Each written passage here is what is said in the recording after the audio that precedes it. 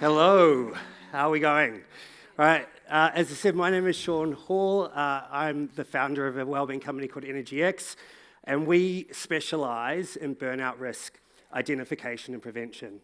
And so I'm here today to share with you some of the findings that we've had from the clients we've been working with over the last couple of years.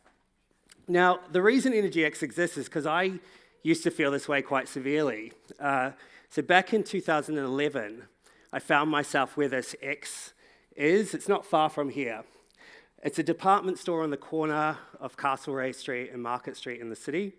You might know that store. You might have shopped there before. David Jones. And it was unusual to find myself there that day. I was in the fancy men's accessories part of that store. And that was unusual for me because, one, I don't buy $1,000 man bags. Don't even like to wear sleeves, as you can tell. The other reason it was unusual for me that day is I had no idea how I actually got there. If another customer had seen me, they would have thought I looked a bit dazed and confused, but I was feeling all sorts of crazy on the inside. And what snapped me out of it was I got a phone call from a friend. I don't remember what we talked about, all I just remember is how I felt. I was sort of stuck between fight and flight, I was physically shaking, my mind was racing, and I knew that I needed to change something. At the time, I was responsible for a $9 billion brand, leading a massive change transformation program with a virtual team of about 300 people.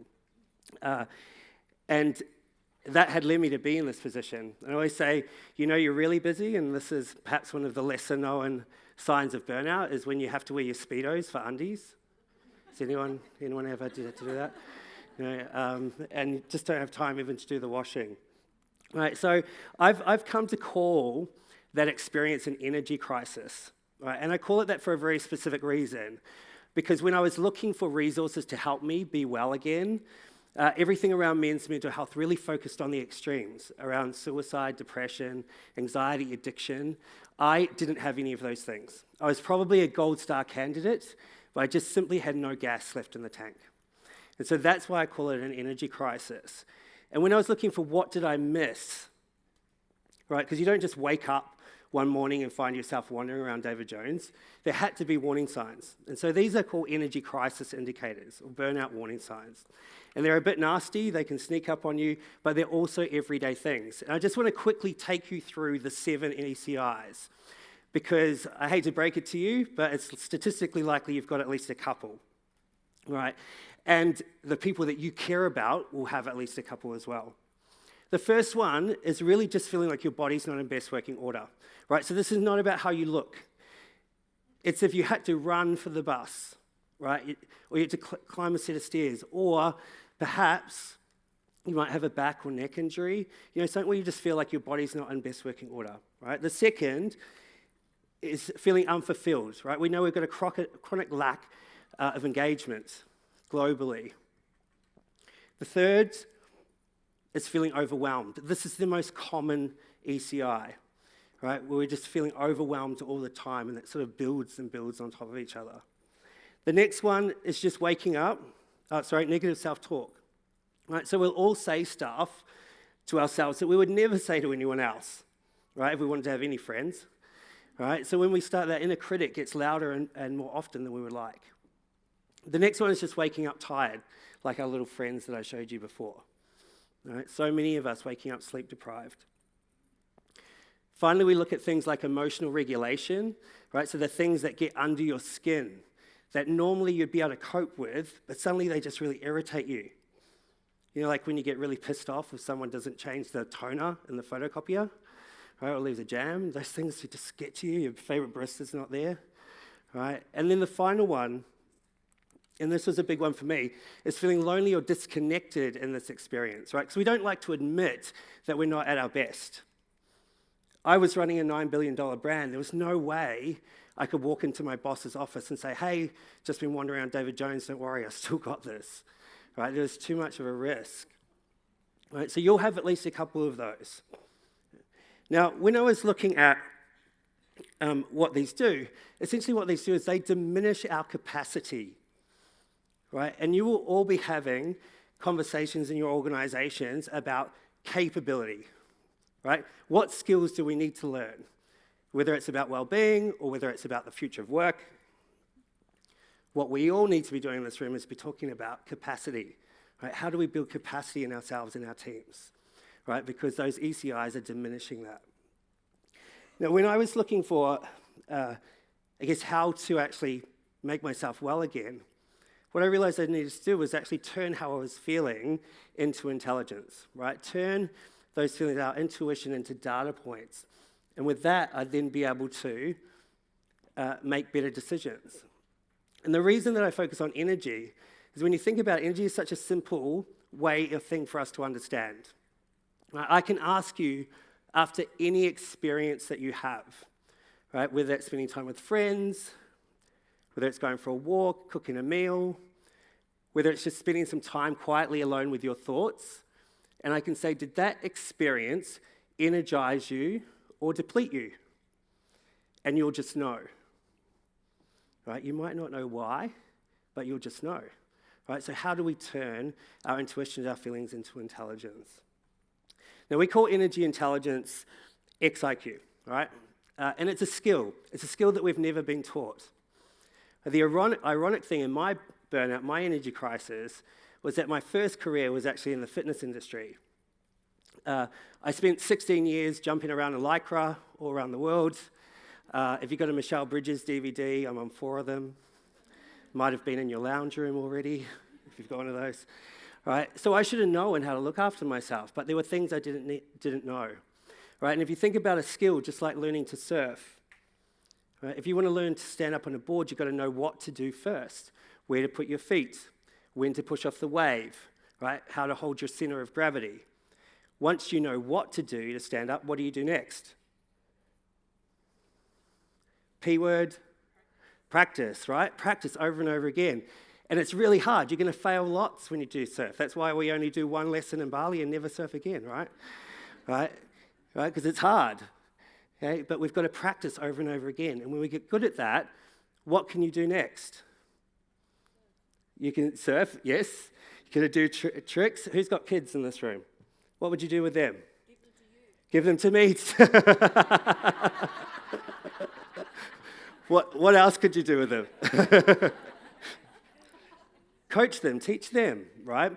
So energy intelligence, XIQ, is a skill, just like any other skill. We need to know what to do first, then we need to practice, right? And when we're good at that, we can teach others.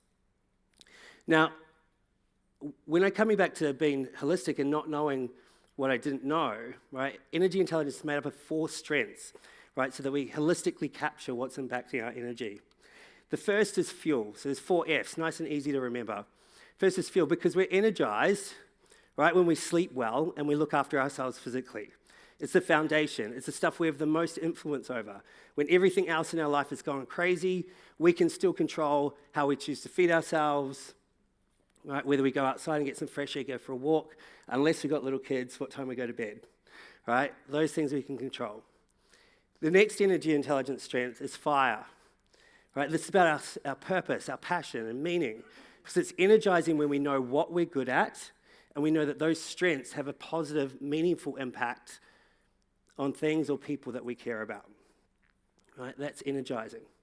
The third strength is feeling, which is really about our relationship with ourselves. Do we have a kind, generous, compassionate, loving relationship with ourselves as a foundation for healthy, energizing relationships with others, right? And we know how it feels when you combine fire and feeling together, right? When you've got a group of people with different strengths that care about the same stuff. It's magic, right? How do we have more of that? And then the final strength is focus. It takes focus, right, to actually have more energy, to know what to do. This is actually how we create space for the stuff that energizes us whilst we remove or reframe the things that deplete us, right? And we get clarity on how we really create value. Right? So those 4 strengths make up, those 4 F's make up energy intelligence. And so why is this important? Right? Because ultimately, this is what determines our ability to be successful. We can't achieve what we don't have energy for. Right? So this is about the quality and quantity of energy that we have that determines our ability both to be and feel successful. Now, we've been working with the University of Sydney over the last 18 months. So we've developed energy intelligence assessments, essentially that look across the 4Fs and determine what's energizing people and what's depleting them, and also help us identify those burnout risk indicators, the ECIs. We've been working with these types of clients, right, from global clients through to more local ones that you'll recognize there as well. And by having each of these clients do these assessments, we've been able to find some really, really interesting data about what's impacting us. And one of the key questions we ask, right, is how many of the last 10 days did you feel that you had enough energy for what matters to you, for what's important? You've probably got a little number in your head right now. Any guesses as to what women on average would say? 3, 2, 1, down the back, right? It's a little bit more optimistic than that. Okay. So women are saying they have enough energy, but still less than 5 out of 10 days. Right? Do we think guys are higher or lower? Higher? Yep. The women always say higher. Right? It is a little bit higher, so for men it's just over 5. But when you think about that, that's still a lot of our time where we don't feel that we don't have enough energy, and it sucks to feel that way. Right? It also brings with it a lot of heavy, depleting emotions, shame, guilt, right, about not having enough energy for what's important to us. So how do we change that? Right? How do we get to where we want to be, to have more energy for what's important to us? And also, what is this costing, right? Because often the conversations we want to have is, what is the business cost of this as well? What we've calculated when we look at the cost of being unwell, of being depleted, is that on average, with the clients that we're looking at, especially in the creative industry, is about 21% of the salary cost, right? That's significant. And that's before you look at things like turnover, right? Just the cost of productivity. So how do we change it? So by teaching people energy intelligence, right? Very simple micro skills, essentially, things that we haven't been taught, right? Whether that's how to sleep, whether that's how to be your own cheerleader versus your own critic, right? Whether that's just how to manage your diary, right? Or how to understand your strengths more deeply. Just teaching these micro skills has a massive impact. So you see a before and after here, we're able to take a client that only had 19% really of their team in that sort of healthy range to actually completely removing the red and getting almost to 80%. And we did this in just 12 weeks, right? Just by teaching very simple skills that people can feel achievable. So it's not about changing your whole life, it's just by focusing on small things bit by bit by bit. What we saw as well, when I asked that question before, we said, how many of the last 10 days did you feel that you had enough energy? We were talking about 48%, so 4.8 days on average in this client, we got that to 72% in just 12 weeks. Again, just by focusing on the simple things. Because when you think about it, we know a lot of this stuff, right? The difference is actually whether we act and whether we feel it's achievable. Now, there were some clients that actually got even higher, better results than that. Right? And we looked at them and we said, what are you doing differently that means that you've got a significantly better result than the average? And what they were intuitively doing was they're combining the Fs. Right? So a 2F experience is something like mindful eating. Right? So it's fuel and it's feeling combined together. Right? Where I'm slowing down and instead of inhaling the food, I'm savoring the food. I'm focusing on the sensory aspects. Right? I'm more likely to make a healthier choice because I do that, right? That's a 2F experience. You make that a 3F experience where you're combining that perhaps with a passion, perhaps you're doing that and sharing and actually cooking for someone or creating something for one, and then you add another F where it might be a shared outcome, right? And you start to get very easily much faster results, right? More quickly. What was really cool about this is that when we ask people, how does it feel when you actually do a 3 or 4F experience? What does that feel like? And the word that they used to describe that was joy. Feels joyful. Hello, my t-shirt. Right? We discovered a recipe for joy here. That if we can just create for ourselves, and this is as simple as walking in the morning and just thinking, how can I add an F to something that I'm already doing today? Right? Little post-it note in the morning, just going, is this a 2, 3, 4F experience? How can I do that? How can I maybe share that with someone else? We can create these little moments of joy for ourselves. Does anyone out not want more joy in their life? No? All right, simple way to do that. Okay, so are you up for doing a 3F experience with me right now? Yeah? Okay, good, because otherwise it's going to make you do it anyway. All right? So we're going to do a 3F experience. We're going to combine fuel, feeling, and focus. All right? So 3 things that you will be very, very familiar with. All right? So we're going to need you to stand up for this. All right, and we're going to start with feeling, right? So we're going to start with a mindfulness technique, right? So I want you just to place your hand on your heart.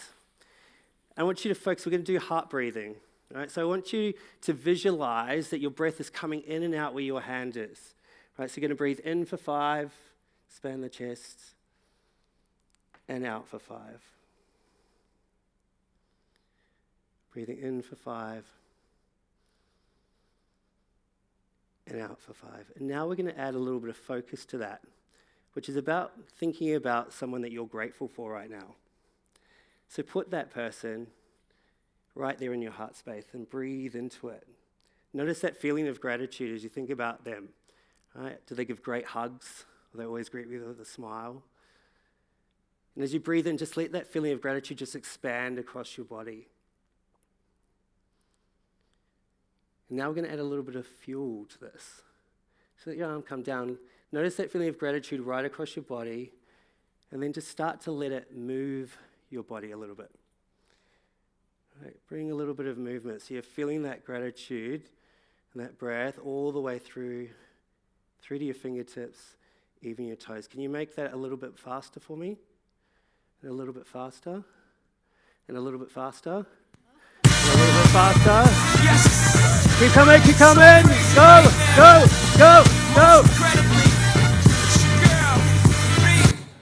This, ladies and gentlemen, is how we practice gratitude at Energx. We like to think about what makes us shimmy, it brings us joy. So if you just end your day or start your day with the things that make you shimmy, you will add that little bit of joy to your lives. Thank you so much for having me. Enjoy the rest of your day. Thank you.